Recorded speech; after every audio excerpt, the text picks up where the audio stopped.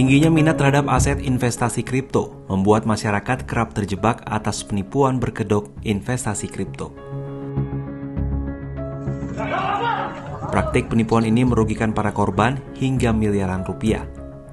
Mereka kehabisan harta, hidup sengsara, sebagian dari mereka bahkan putus hubungan dengan keluarga.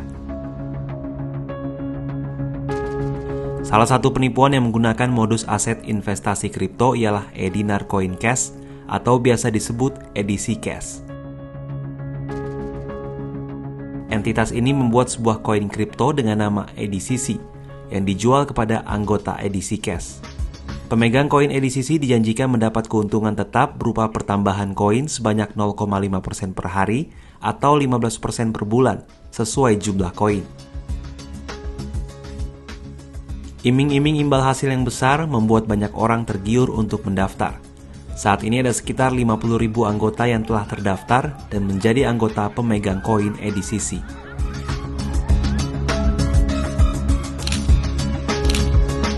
Namun di akhir tahun 2019, anggota EDC Cash kesulitan menjual koin EDCC ke mata uang rupiah dari aplikasi yang dibuat EDC Cash.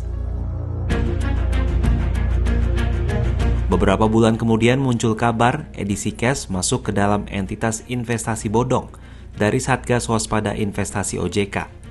Anggota yang merasa tertipu kemudian melaporkan Abdul Rahman Yusuf selaku pendiri EDC Cash ke polisi.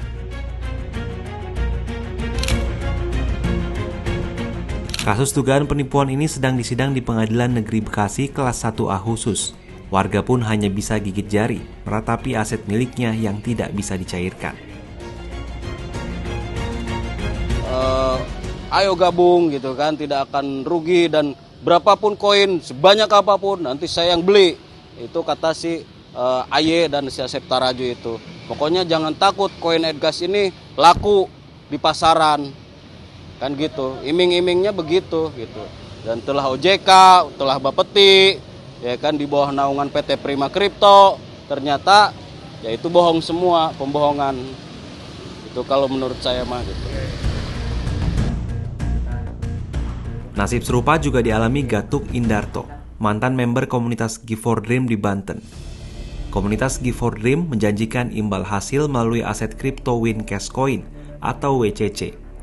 Namun sama dengan EDC Cash, komunitas ini membubarkan diri pada akhir Februari 2020. Dana milik Gatuk dan saudara-saudaranya yang masih berupa aset kripto WCC tak bisa lagi diakses.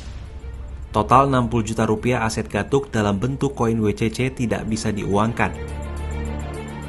Jadi beban mental, jadi merasa bersalah. Penyelesaiannya gimana Pak sama yang? Ya nggak ada. Saya kalau mau ganti juga nggak ada dana, kecuali kalau mau jual mobil. Sedangkan mobil kan kepake juga. Iya. Sebenarnya ada beban mental juga.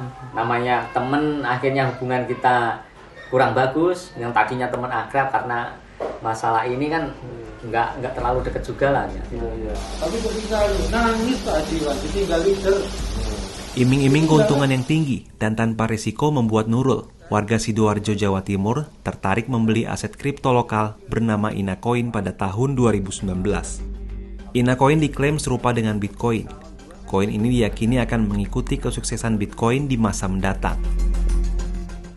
Dalam kurun waktu 1 tahun, Inacoin diklaim akan bernilai $1.000 AS atau sekitar 15 juta rupiah. Kurang dari setahun sejak Nurul bergabung, terjadi masalah internal yang membuat posisi kreator terdepak dari manajemen Inacoin. Kreator Inacoin kemudian membuat kripto baru bernama Cicoin dan mengajak anggota Inacoin bermigrasi, termasuk Nurul. Alih-alih mendapatkan keuntungan berlipat, Nurul justru harus mendapati kenyataan pahit. Inacoin yang dibeli dengan harga tinggi menjadi tak bernilai saat dipindahkan ke Cicoin.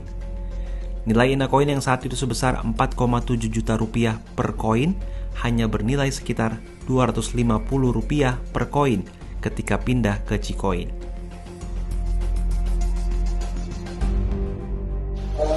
Kalau saya sih tidak melihat manipul. Kalau manipul kan mau tuan mau enggak.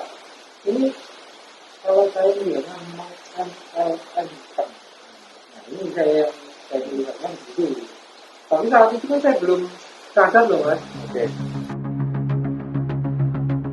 Sepanjang tahun 2021, Satgas Waspada Investasi OJK telah memblokir 70 entitas yang dianggap sebagai entitas investasi ilegal yang memanfaatkan aset kripto. Ketua SWI Tongam Lumban Tobing mengingatkan kepada masyarakat untuk tidak mempercayai iming-iming keuntungan yang besar dalam waktu singkat agar tidak terjebak dengan investasi ilegal yang merugikan banyak orang. Dalam perdagangan tidak ada keuntungan yang menetap. Apalagi perdagangan kripto ini ya, high risk ini. High risk.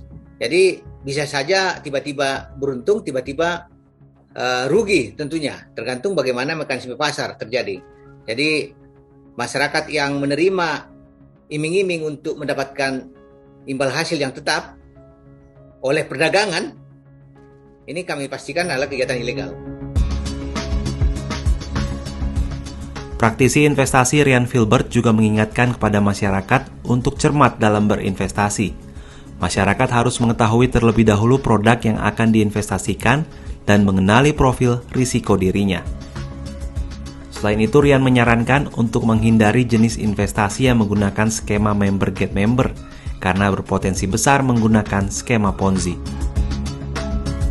Pokoknya kalau koin yang ditawarkan member get member, hindarin aja.